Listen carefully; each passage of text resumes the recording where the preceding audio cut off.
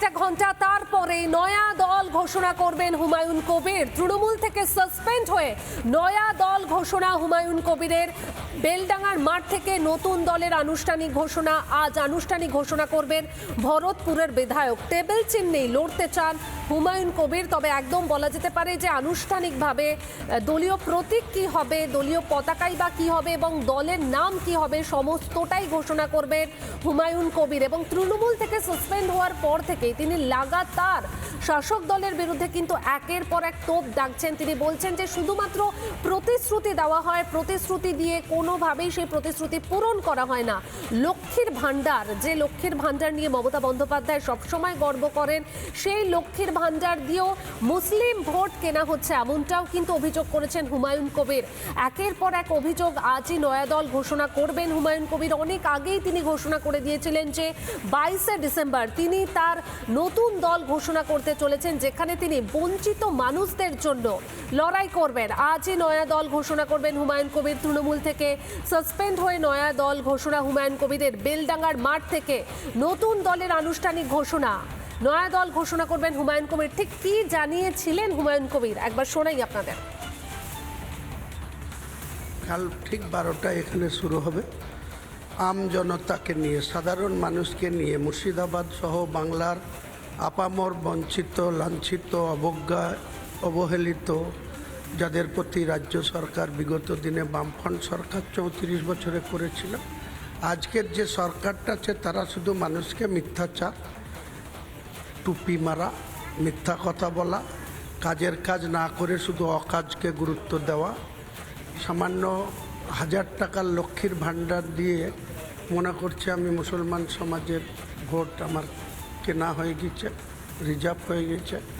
আর এক শ্রেণীর মুসলিম রয়েছে যারা আজও তৃণমূলের পা চেটে তাদের হয়ে চাটুকারি করছে, তাদেরকেও বার্তা দেওয়া, তাদেরকেও জবাব দেওয়া। বেলডাঙ্গার খাগরুপাড়া মাঠে হবে বিরাট জনসভা। জনসভা থেকেই আনুষ্ঠানিক দল ঘোষণা করবেন হুমায়ুন কবির।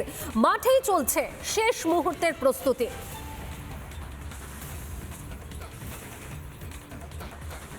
মুর্শিদাবাদের বেলডাঙ্গা মির্জাপুরের খাগরুপাড়ার এই মাঠেই হুমায়ুন কবিরের সভা, এবং সেই সভা থেকেই নতুন দল তৈরির ঘোষণা করবেন হুমায়ুন কবির। এই মুহূর্তে রয়েছি ঠিক সেই জায়গায় যেখানে এই মুহূর্তে এই সভা মঞ্চ তৈরির কাজ কিন্তু এখানে চলছে। ভিডিও জার্নালিস্ট মিরাজ আলী যে ছবি দেখাচ্ছে, এখানে আমরা দেখতে পাচ্ছি বাঁশের সেই মঞ্চ কিন্তু এখানে করা হচ্ছে, মাইক লাগানোর কাজ কিন্তু করা হচ্ছে। সেই সমস্ত কর্মী সমর্থকেরা তারাও কিন্তু ইতিমধ্যেই আসতে শুরু করেছেন। প্রচুর মানুষ, একেবারে যেটা দেখা যাচ্ছে একদিকে যেরকম ব্যারিকেড করা হচ্ছে বাঁশের, অন্যদিকে যে পাতের অর্থাৎ লোহার পাতের যে মঞ্চ, সেই মঞ্চ অর্থাৎ মূল মঞ্চ সেটি কিন্তু এখানে তৈরি করা হচ্ছে। ভিডিও জার্নালিস্ট মিরাজ আলীর সঙ্গে ইন্দ্রাশিস বাগচি, রিপাবলিক বাংলা, মুর্শিদাবাদ। বেলডাঙ্গার খাগরুপাড়া মাঠ, সেই মাঠে বিরাট জনসভা হবে। সেই জনসভা থেকেই দল ঘোষণা করবেন হুমায়ুন কবির এবং সেইখানেই তিনি একদম স্পষ্ট করে দেবেন যে দলের নাম কি হবে, দলের প্রতীক কি হবে, দলীয় পতাকা কি হবে। এবং এই নতুন দল ঘোষণা নিয়ে কংগ্রেস নেতা অধীর রঞ্জন চৌধুরী কি বলছেন শুনবো।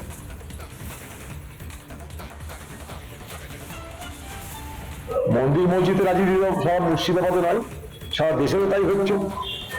একদিন বাবরি মসজিদ, রাম জন্মভূমি নিয়ে ভোট হলো, বাংলায় চলে এলো জগন্নাথ মন্দির, চলে আসছে মহাকাল, চলে আসছে দুর্গাঙ্গন। সেখানে একটা মসজিদ হলে আর আপত্তির কি আছে? সবই কি মন্দিরই হবে? সেখানে মসজিদ হবে, মন্দির হোক, মসজিদে হোক, পাশাপাশি সাম্প্রদায়িক সম্প্রীতি বজায় থাকুক, রুটি রুজি, স্বাস্থ্য, শিক্ষা সব আমরা চাই। নানা ধরনের কন্টেন্ট দেখার জন্য লাইক করুন, শেয়ার করুন আমাদের ফেসবুক পেজ, সাবস্ক্রাইব করুন আমাদের ইউটিউব চ্যানেল। পাশাপাশি অন্যান্য ব্রেকিং নিউজের জন্য অবশ্যই চোখ রাখুন রিপাবলিক বাংলায়।